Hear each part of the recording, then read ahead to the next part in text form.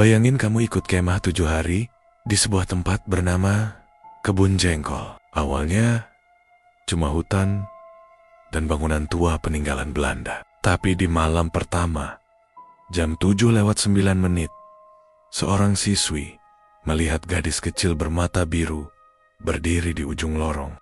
Dan beberapa detik kemudian, bola matanya hilang. Ini bukan sekadar cerita horor. Ini kisah tentang tanah yang pernah mandi darah dan arwah yang belum pernah benar-benar pergi. Kemah di Kebun Jengkol berubah jadi teror. Nama tempat itu Kebun Jengkol. Dari namanya saja sudah terdengar ganjil, seperti nama yang asal ditempel tanpa dipikir panjang. Tapi anehnya, tidak ada satupun dari kami yang benar-benar mempertanyakannya saat bus sekolah berhenti dengan suara mendecit panjang di depan gerbang tua berkarat. Gerbang itu tinggi, cat hijaunya terkelupas, dan di beberapa bagian tampak seperti pernah terbakar atau digerus sesuatu yang keras. Tulisan Kebun Jengkol hampir tak terbaca, tertutup lumut dan debu tebal.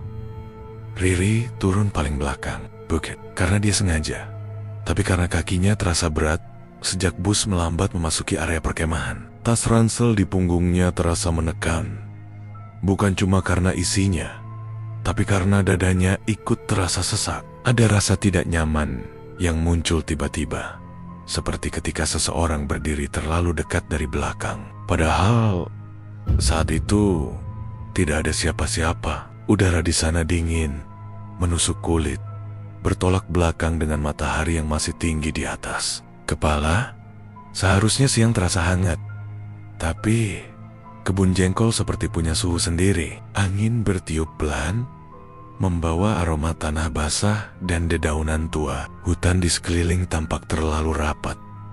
Pepohonan tinggi berdiri, saling berhimpitan, menciptakan bayangan gelap yang membuat cahaya matahari seperti enggan masuk. Ada bagian hutan yang terlihat hitam pekat, seolah lubang besar yang menelan pandangan.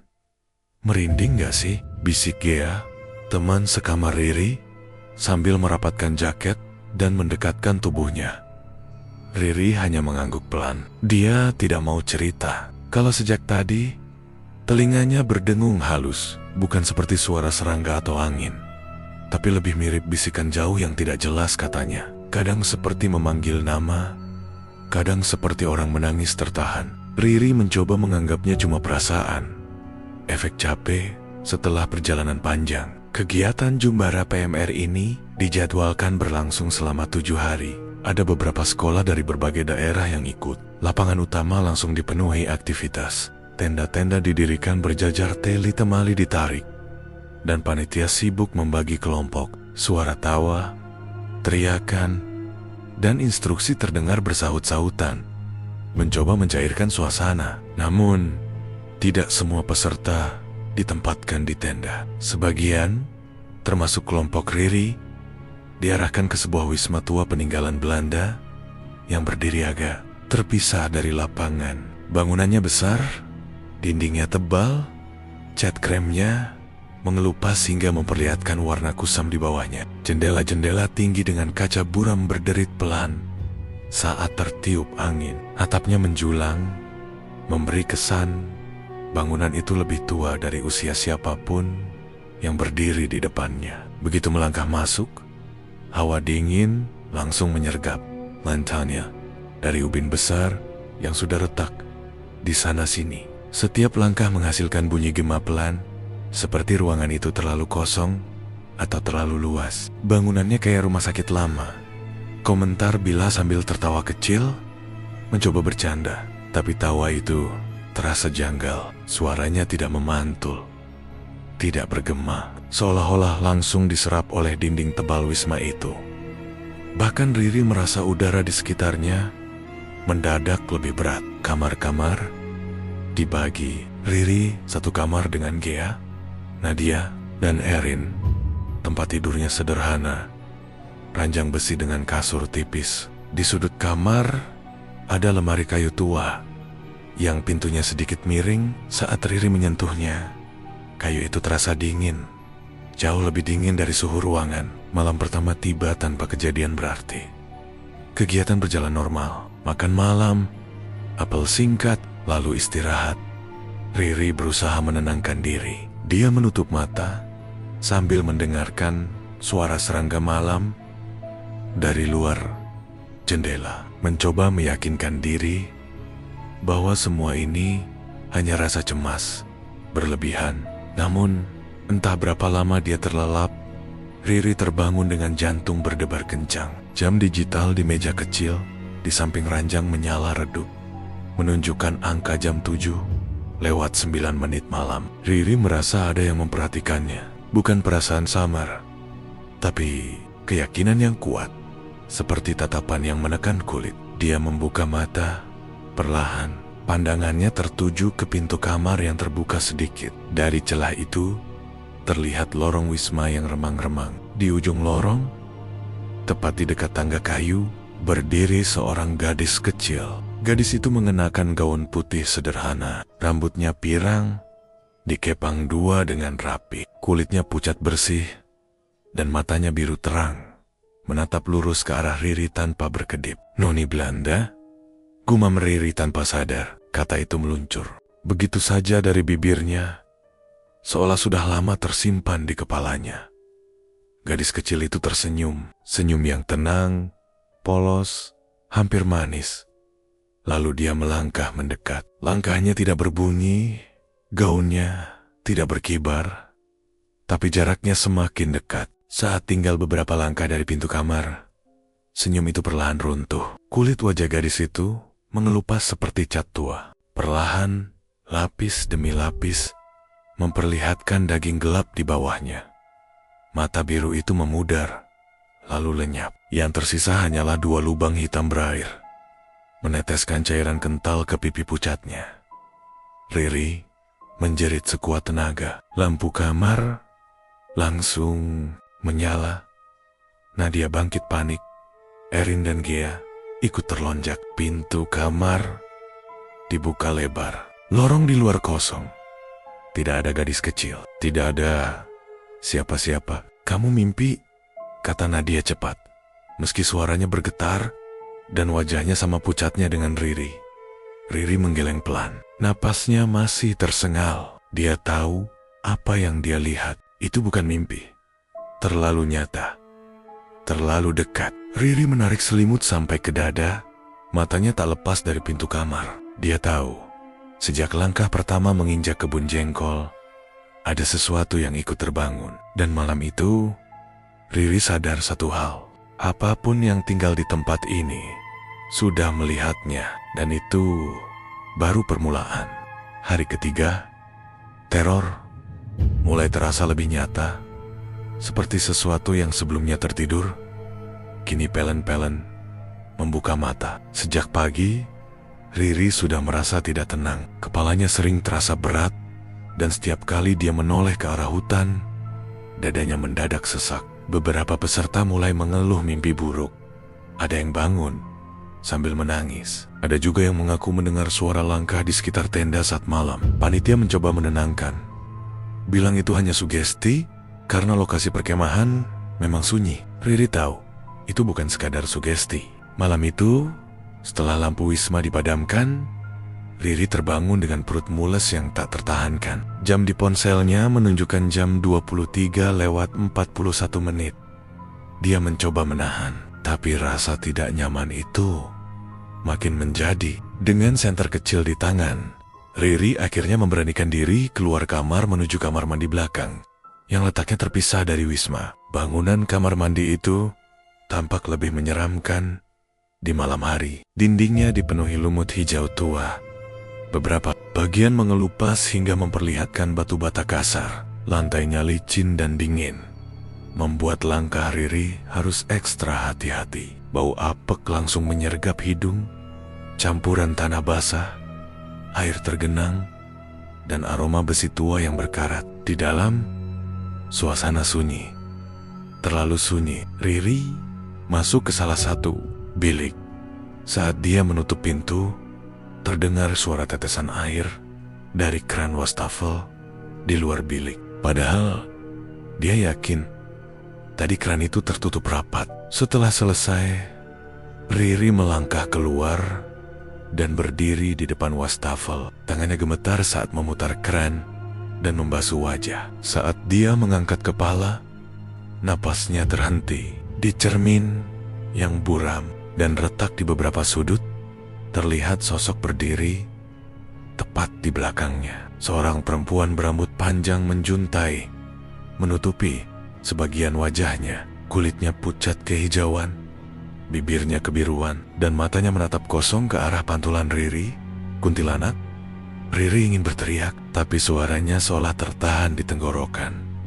Tubuh Nia kaku, keringat dingin mengalir di punggungnya. Sosok itu tidak bergerak, hanya berdiri, terlalu dekat, seolah bisa menyentuh Riri kapan saja. Belum sempat Riri sadar sepenuhnya, dari bilik sebelah terdengar suara yang lebih mengerikan. Bunyi kunyahan basah, seperti seseorang mengunyah sesuatu yang lembek dan berdarah. Perlahan, pintu bilik itu terbuka dengan bunyi engsel berdecit panjang. Dari dalam muncul seorang anak kecil. Tubuhnya kurus, pakaiannya lusuh dan kotor. Rahangnya hampir terlepas, menggantung miring, memperlihatkan gigi dan daging merah di dalam mulutnya. Setiap kali dia menggerakkan kepala, rahang itu ikut bergoyang, meneteskan cairan gelap ke lantai. Matanya kosong, menatap lurus ke arah Riri tanpa ekspresi. Saat itulah Riri tersadar. Jeritan akhirnya pecah dari mulutnya. Dia berbalik dan lari keluar kamar mandi tanpa berani menoleh lagi. Kakinya hampir terpeleset beberapa kali. Napasnya tersengal.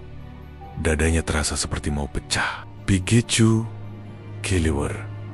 Riri menabrak seseorang. Tubuh orang itu tinggi dan kokoh. Tangan yang kuat langsung menahan bahunya agar dia tidak jatuh. Riri mendongak dan melihat seorang cowok remaja dengan wajah tenang, meski matanya terlihat lelah, seperti sudah lama kurang tidur.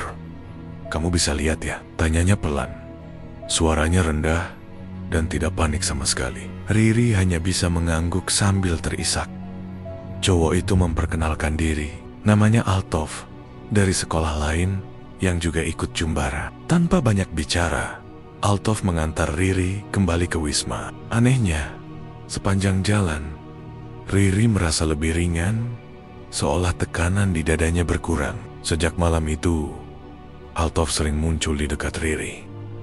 Dia tidak pernah datang tiba-tiba tanpa alasan. Setiap kali Riri mulai merasa pusing atau telingonia kembali berdengung, Altov sudah ada di sana. Dia tidak banyak bicara, hanya memberi peringatan singkat atau menyuruh Riri menjauh dari tempat tertentu. Suatu sore, Altov akhirnya bicara lebih banyak. Dia bilang kebun jengkol bukan sekadar lokasi perkemahan. Tanahnya kenyang darah. Banyak orang mati di sini. Bukan karena sakit atau kecelakaan, tapi karena dibunuh. Amarah, ketakutan, dan penyesalan. Mereka tertinggal, mengendap, dan menunggu waktu untuk muncul lagi. Malam jurit malam menjadi bukti paling nyata. Awalnya semua berjalan sesuai rencana. Peserta berjalan berkelompok melewati pos-pas di hutan dengan mata tertutup. Tapi baru beberapa menit berjalan, suasana berubah kacau. Satu peserta tiba-tiba berteriak histeris dan jatuh pingsan. Tak lama, peserta lain menyusul. Tubuhnya kejang, suaranya berubah berat dan asing. Dalam hitungan menit, belasan peserta kesurupan. Teriakan, tangisan, dan doa bercampur jadi satu. Panitia panik. Beberapa pembina mencoba menenangkan sambil membaca. Doa keras. Dari arah hutan terdengar suara lonceng pelan. Ding, ding, ding. Suara itu makin jelas, makin dekat. Kabut tipis mulai turun, menyelimuti jalur jurit malam. Sekitar pukul 41:32, dari balik kabut itu muncul delman tua. Rodanya kayu, catnya pudar, dan kudanya hitam legam dengan mata merah menyala. Kusirnya duduk tegak di depan. Tubuhnya yuta, pakaiannya lusuh, Tapi kepalanya tidak ada. Delman itu berhenti tepat di depan tenda Riri. Tanah di bawah kaki mereka bergetar pelan. Bau anyir menyebar, menusuk hidung, membuat beberapa orang muntah. Riri gemetar, kakinya lemas, nyaris jatuh. Altov berdiri di depan Riri, memunggunginya. Matanya terpejam, bibirnya komat kemit, membaca sesuatu yang tidak bisa Riri dengar. Udara terasa berat, seperti menekan dada. Beberapa detik yang terasa seperti selamanya berlalu. Akhirnya, delman itu bergerak lagi, perlahan berbalik, lalu masuk ke dalam hutan. Kabut menelannya, seolah kecewa karena tidak mendapatkan sesuatu. "Kamu gak boleh sendirian lagi," kata Altov pelan setelah semuanya mereda. "Tempat ini lagi bangun." Riri tahu, apapun yang terbangun di kebun jengkol belum selesai, dan mereka semua masih berada tepat di tengahnya. Malam terakhir, jam digital di ponsel Riri menyala redup, menunjukkan angka jam 1:12 menit 13 detik. Angka itu terasa menancap di kepalanya, seperti waktu yang sengaja berhenti di sana. Suasana di sekitar wisma sunyi, tidak wajar. Tidak ada suara serangga, tidak ada angin, bahkan dedaunan pun seperti enggan bergerak. Udara terasa berat dan dingin, menekan dada Riri hingga napasnya terasa pendek-pendek. Riri duduk di ranjang dengan selimut ditarik sampai bahu. Matanya terbuka lebar, tubuhnya gemetar tanpa alasan jelas. Sejak kejadian jurit malam, hampir semua peserta terlihat kelelahan. Beberapa bahkan masih syok. Panitia mempercepat jadwal kepulangan. Tapi malam ini, mereka masih harus bertahan 1 malam lagi di kebun jengkol. Riri merasa telinganya kembali berdengung. Kali ini lebih keras, lebih jealous, seperti puluhan suara berbisik bersamaan. Ada yang menangis, ada yang berteriak, ada juga yang hanya mengerang pelan. Kepalanya terasa pusing, pandangannya berkunang-kunang. Pintu kamar berderit pelan. Riri menoleh dan melihat Altov berdiri di ambang pintu. Wajahnya pucat, jauh lebih pucat dari biasanya. Matanya menatap lurus ke arah Riri, tapi fokusnya seperti bukan di dunia ini. "Sudah waktunya," kata Altov pelan. Sebelum Riri sempat bertanya, Altov melangkah mendekat dan memegang pergelangan tangan Riri. Sentuhannya dingin, tapi menenangkan. Begitu kulit mereka bersentuhan, dunia di sekitar Riri seolah terlipat. Suara, cahaya, dan bentuk menghilang, digantikan kegelapan yang berputar cepat. Riri terhuyung, lalu semuanya berubah. Dia berdiri di tengah sebuah desa kecil. Rumah-rumah kayu bergir, sebagian terbakar, sebagian lagi hancur. Asap hitam memenuhi udara. Orang-orang berlarian sambil berteriak. Wajah mereka penuh ketakutan. Suara tangis dan jeritan menyatu, memekakan telinga. Tentara bersenjata menyebar di mana-mana. Mereka menyeret warga keluar dari rumah, menendang, memukul, dan memaksa mereka berlutut di tanah. Darah membasahi jalan setapak, mengalir seperti air hujan. Bau mesiu dan besi panas menusuk hidung Riri. Jangan. Suara-suara itu bergema di kepalanya. Tiba-tiba, pandangan Riri tertarik pada satu sosok di antara kekacauan itu. Seorang ibu berlutut di tanah, memeluk erat anak. Perempuan kecil berkepang dua. Tubuh sang ibu gemetar, tapi tangannya tidak lepas sedikit pun dari anak itu. Gadis kecil itu menatap sekitar dengan mata biru besar yang dipenuhi ketakutan. Riri mengenalnya. Itu Noni. Seorang tentara menarik rambut sang ibu, memaksa mereka berdiri, lalu mendorong mereka ke barisan depan. Tangisan sang ibu pecah, memohon agar anaknya dilepaskan. Tidak ada jawaban, hanya teriakan perintah dan suara senjata dikokang. Mereka dipaksa berlutut. Waktu terasa melambat. Riri ingin bergerak, ingin berteriak, ingin menghentikan semua itu. Tapi tubuhnya seperti tidak ada. Dia hanya bisa melihat, menjadi saksi, yang tidak terlihat. Satu tembakan terdengar nyaring. Tubuh sang ibu terjerembab ke tanah. Satu tembakan lagi menyusul. Tubuh kecil itu jatuh di atas tubuh ibunya. Kepangan rambutnya terurai, bercampur darah dan debu. Jeritan menggema, tapi tidak pernah benar-benar hilang. Suara itu terus berulang, menembus kepala Riri, menembus tanah kebun jengkol. Riri, ketakutan, kemarahan, dan keputusasaan yang tertinggal mengendap selama puluhan tahun. Gambaran itu memudar perlahan. Riri terjatuh berlutut dan tersadar di kamar Wisma sambil menangis terisak. Air mata mengalir tanpa bisa dia hentikan. Altov masih berdiri di depannya. Napasnya berat, keringat dingin membasahi wajahnya. Mereka cuma mau diingat, kata Altov lirih. Mereka bukan mau menakuti. Riri mengangguk, meski dadanya terasa perih. Malam itu, Riri tidak bisa tidur lagi. Dia duduk diam sampai fajar menyingsing, mendengarkan suara hutan yang perlahan kembali hidup. Keesokan paginya, kegiatan Jumbara resmi ditutup lebih cepat. Semua peserta dikumpulkan. Panitia memberikan pengarahan singkat. Lalu bus-bus mulai berdatangan.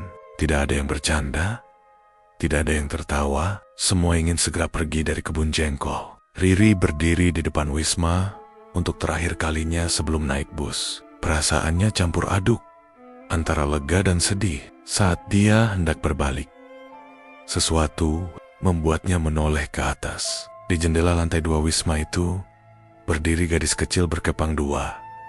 Noni, kali ini matanya utuh, biru cerah, tenang, tanpa lubang hitam. Wajahnya tidak lagi mengelupas. Dia tersenyum lembut ke arah Riri, senyum yang penuh rasa terima kasih. Beberapa detik kemudian, sosok itu menghilang, seolah menyatu dengan cahaya pagi. Bus mulai bergerak, meninggalkan area perkemahan. Kebun jengkol kembali sunyi, menyimpan rahasia dan lukanya sendiri. Sejak kejadian itu, Riri selalu menunduk dan menata sikap setiap kali datang ke tempat baru. Dia belajar untuk tidak sembarangan bicara, tidak menertawakan, dan tidak meremehkan tempat yang belum dikenalnya. Karena Riri tahu, tanah bisa menyimpan luka, dan luka yang diabaikan pada akhirnya akan mencari cara untuk dikenang. Dan cerita pun tamat.